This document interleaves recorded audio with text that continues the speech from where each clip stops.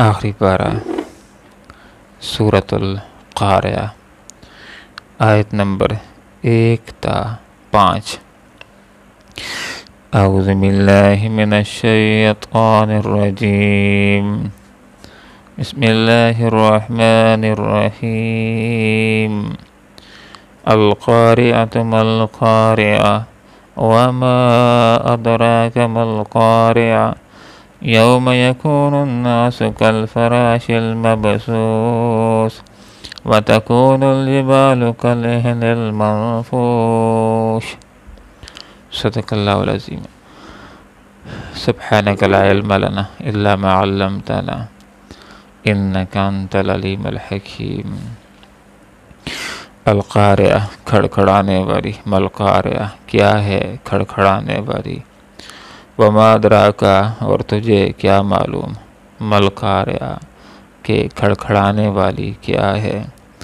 یوم اسن یکون، ہوں گے الناس لوگ، کالفراش المبثوث، بکھرے ہوئے پروانوں پتنگوں کی طرح، وتکون، اور ہوں گے الجبال، پہاڑ، کالعہن المنفوش، دھن کی ہوئی رنگین اون کی طرح۔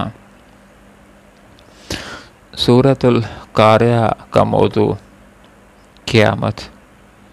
قیامت کے مراحل اور قیامت کے بعد آنے والے حالات و واقعات کا اس صورت کے اندر ذکر ہے۔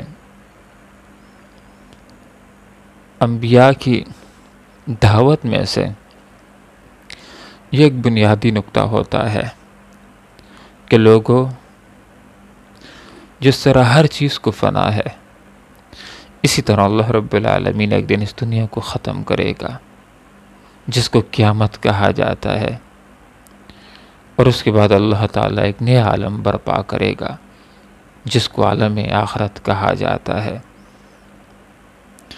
تو جب انبیاء لوگوں کے سامنے یہ قیامت کا مضمون پیش کرتے ہیں تو اکثر لوگ آگے سے انبیاء کو لاجواب کرنے کے لیے یہ سوال اٹھا دیتے ہیں، وَيَقُولُونَ مَتَىٰ هَٰذَا الْوَعْدُ إِن كُنتُمْ صَادِقِينَ۔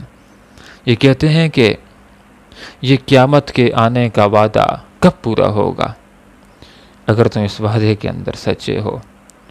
تو لوگوں کو انبیاء کے ذریعے سے یہی جواب دیا جاتا ہے، قُلْ إِنَّمَا الْعِلْمُ عِندَ اللَّهِ، کہہ دیجئے کہ اس قیامت کے آنے کا علم اللہ رب العالمین کو ہے، اور قیامت بغتتاً اچانک آئے گی۔ حدیث کا مفہوم ہے کہ جو آدمی جس مصروفیت کے اندر ہوگا، ابھی اس کو مکمل نہیں کر پایا ہوگا کہ قیامت برپا ہونا شروع ہو جائے گی۔ ایک آدمی جانوروں کا دودھ دھو رہا ہوگا، نکال رہا ہوگا، ابھی اس نے مکمل نہیں کیا ہوگا، ابھی اس سے استفادہ نہیں اٹھایا ہوگا کہ قیامت واقع ہونا شروع ہو جائے گی۔ نفسی کا ایک عالم شروع ہو جائے گا، اور ہر بندے کو اپنی جان کی فکر شروع ہو جائے گی، اور لوگ اپنے قیمتی اموال سے، حتیٰ کہ 10 ماہ کی گھابن اونٹنیوں سے بھی لوگ غافل ہو جائیں گے، کہ جن کے ساتھ لوگ راتوں کو جاگ کر کے راتیں گزارتے ہیں کہ کہیں ان کا بچہ ضائع نہ ہو جائے، اس دن لوگ اپنے اموال سے غافل ہو جائیں گے۔ قیامت ایک حقیقت ہے، وہ حق کر کے رہے گی۔ اذا وقعت الواقعہ، واقعہ ہونے والی واقعہ ہو کر کے رہے گی، لیس لوقعتہا کاذب، اس کے وقوع کے اندر کوئی جھوٹ نہیں ہے۔ قیامت 3 مراحل کے اوپر مشتمل ہو کر کے آئے گی۔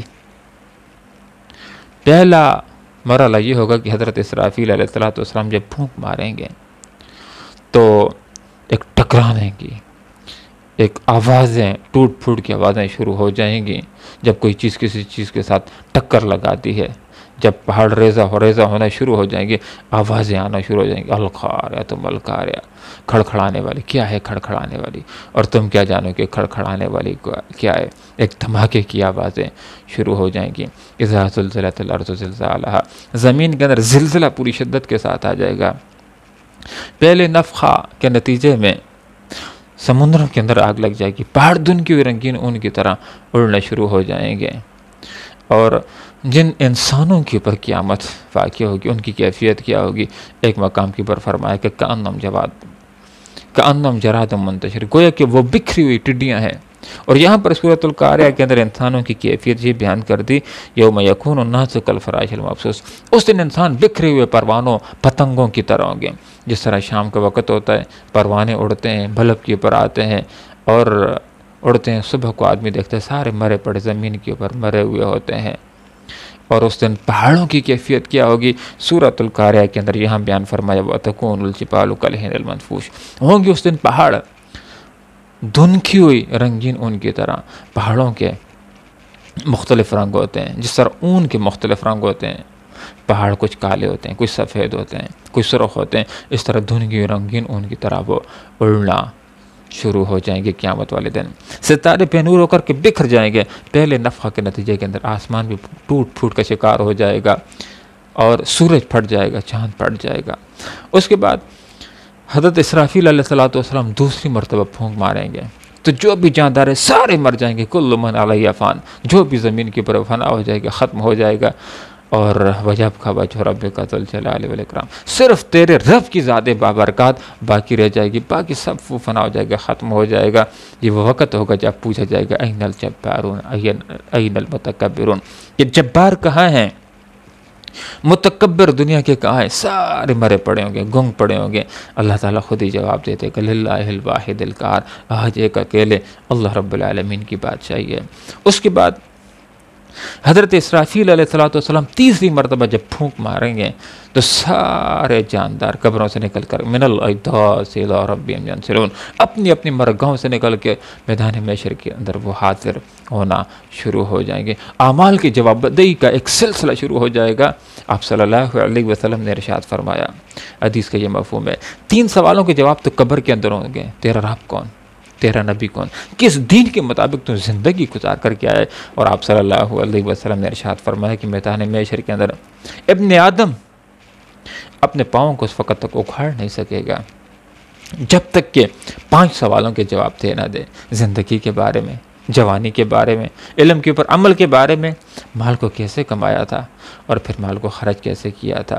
اگر آدمی نے درست جواب دے دیے تو اس کا بہتر ٹھکانہ ہوگا جنت کی صورت کے اندر، اور اگر آدمی ان سوالوں کے جواب دینے کے اندر ناکام رہا، غلط جواب اس نے دے دیے، اللہ کی رضا کے مطابق اس کے جواب نہ ہوئے، اللہ کی رضا کو حاصل کرنے والے اس کے جواب نہ ہوئے، وہ ناکام ہوا، مرضیوں کے ساتھ اپنی زندگی کو گزار کر کے دنیا سے وہ چلا گیا، ناکام ہو جائے گا، اس کے لیے بہت برا ٹھکانہ ہوگا۔ اللہ رب العالمین سے دعا کرتے ہیں کہ موت سے پہلے پہلے اور قیامت سے پہلے پہلے اللہ تعالیٰ موت اور آخرت کی تیاری کرنے کی میں توفیق عطا فرمائے، اللہ دنیا میں بھی کامیاب فرمائے، اللہ تعالیٰ میں آخرت کے اندر بھی کامیاب فرمائے، آمین۔ وآخر دعوانا ان الحمد للہ رب العالمین۔